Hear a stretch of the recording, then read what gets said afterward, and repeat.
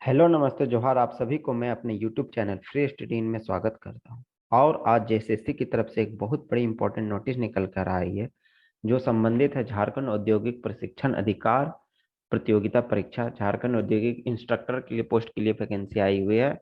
जो भी इसकी तैयारी में जुड़े हुए या तैयारी कर रहे हैं तो बिल्कुल भी नोटिफिकेशन को मिस ना करें।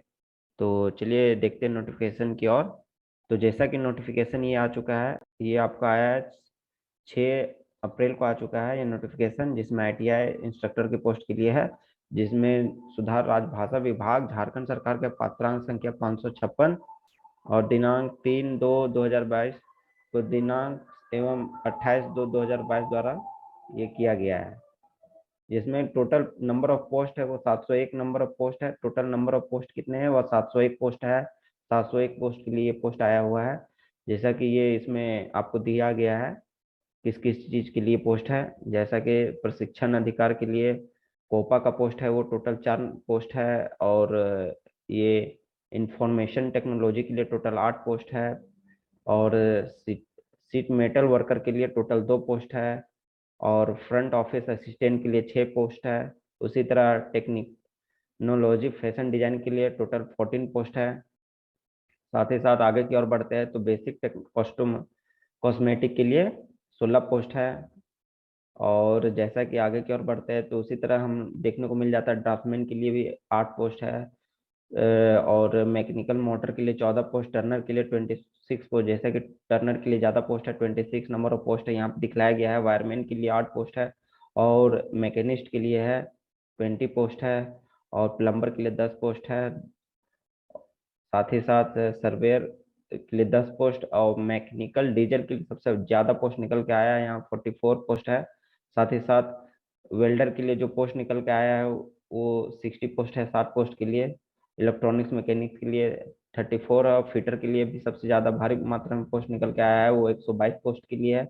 और इलेक्ट्रिकल जो विभाग से आईटीआई या डिप्लोमा या बीटेक किए हुए हैं उनके लिए भी बहुत बड़ी खुशखबरी है, 133 पोस्ट है। साथ ही साथ मैथ के लिए 74 और ड्राइंग के लिए 78। जैसा कि टोटल 701 पोस्ट है। 701 पोस्ट 288 पोस्ट है, वो है रिजर्वेशन कैटेगरी के लिए आपका।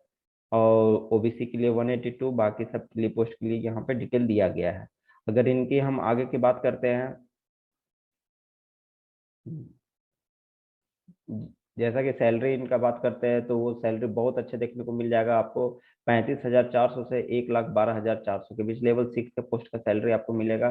जैसा कि अगर आपको नियमावली जानना है तो ये जेएसएससी NIC.in का साइट का उपलब्ध यहाँ पर कराया गया है।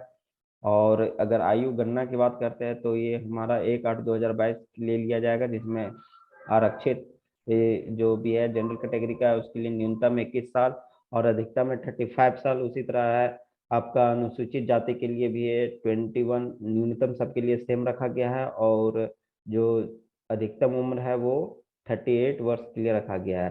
परीक्षा शुल्क बहुत कम लिया जा रहा है, मात्र 100 रुपये यहाँ पे परीक्षा शुल्क देखने को मिल रहा है। साथ ही साथ अनुसूचित जाति अनुसूचित जनजाति के लिए मात्र 50 रुपये को देखने को मिल रहा है। और अगर हम लोग आगे के इसकी बात करते हैं तो ये आपको छूट में बतला दिया गया है। साथ ही साथ ऑनलाइन आवेदन www.jssc.nic.in में आप कर सकते हैं।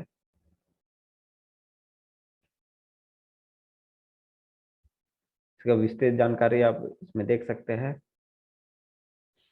और अगर हम आगे की बात करते हैं शैक्षणिक योग्यता की ओर, तो अंतिम तिथि तथा वांछित शैक्षणिक योग उत्तीर्ण होना चाहिए, जो भी है वो पास होना चाहिए, ठीक है।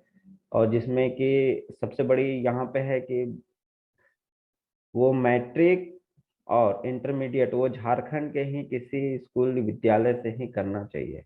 वो चाहे वो कहीं का भी रहे और झारखंड से 10 और 10+2 किए दूसरे स्टेट से भी तो वो भर सकते हैं। उत्तीर्ण झारखंड के ही विद्यालय से होना चाहिए। और जैसा इसमें उपलब्धि के लिए अगर देखा जाता है तो यहाँ पे आपको मेडल, अगर ओलंपिक कमेटी की ओर से अगर आप मेडल प्राप्त किए हैं तो उसके लिए भी आपको छूट मिलेगा। यहाँ पे डायरेक्ट बहाली की ओर दिया गया है। वर्ल्ड रिकॉर्ड में प्रथम स्थान है, ऐसा कुछ है। और जैसा कि अगर हम इसकी और आगे बढ़ते हैं तो ये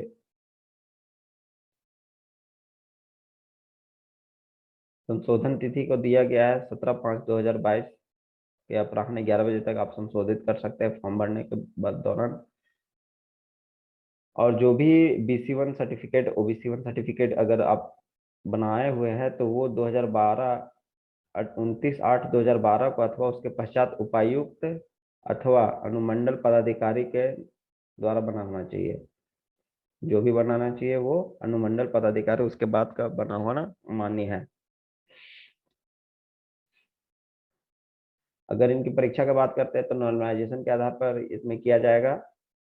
नॉर्मलाइजेशन के आधार पर ये होगा, जिसमें लिखित परीक्षा तीन तीन दिन पत्र होंगे, 3 दिन का पत्र होंगे, जिसमें आपको 2 घंटे का समय दिया जाएगा और 3 पत्र के प्रत्येक प्रश्न 3 अंक के दिए जाएंगे। 2 घंटे का रहेगा, जिसमें प्रत्येक क्वेश्चन के लिए 3 मार्क्स आपको मिलेंगे, गलत के लिए 1 मार्क काट लिया जाएंगे। जैसा कि इसका सिलेबस की और अगर हम बढ़ते हैं तो इसमें सिलेबस यहाँ बतला दिया गया है। पत्र 1 के लिए, पेपर 1 के लिए जैसा कि है वो हिंदी भाषा ज्ञान होना चाहिए। अंग्रेजी भाषा के लिए वो 25-25 मार्क्स का पूछेंगे। सामान्य ज्ञान के लिए वो है राज्य से संबंधित, सामान्य विज्ञान, गणित, मानसिक क्षमता और कंप्यूटर से संबंधित टोटल मिला के 120 क्वेश्चन यहाँ पूछे जाएंगे। 3 मार्क्स का पर क्वेश्चन, 360 मार्क्स का, जिसमें है ये क्वालिफाइंग इन नेचर है, जिसमें 30% आपको लाना अनिवार्य है। उसके बाद ही और जो सेकंड पेपर की अगर बात करते हैं तो ये है आपको जनजातीय भाषा से संबंधित प्रश्न पूछे जाएंगे, जिसमें कि आपको खोरठा, कुड़ू, कुरमाली, खोरठा, नागपुरी, पंचपरनिया, बंगला, उड़िया और से संबंधित है, जिसमें 100 बहुविकल्पिक प्रश्न पूछे जाएंगे। ऑब्जेक्टिव टाइप से क्वेश्चन रहेगा, तो इसमें ये भी क्वालिफाइंग इन नेचर है, जिसमें भी 30% लाना अनिवार्य है। और जो लास्ट है जिससे आपका मेरिट लिस्ट बनेगा वो पेपर नंबर 3 है, जिसमें आपको तकनीकी ज्ञान से संबंधित प्रश्न पूछे जाएंगे, टेक्निकल संबंधित क्वेश्चन पूछे जाएंगे, जो भी आपका ट्रेड है उससे, जिसमें 120 प्रश्न पूछे जाएंगे, जो DGT न्यू दिल्ली के द्वारा पढ़ाया गया है उसके द्वारा क्वेश्चन सेट हो रहेगा। जिसमें कि आपको न्यूनतम अर्हता है वो बतलाया गया है। जनरल के लिए 40%, EWS के लिए 40%, BC2 के लिए 36.5, BC1 के लिए 35।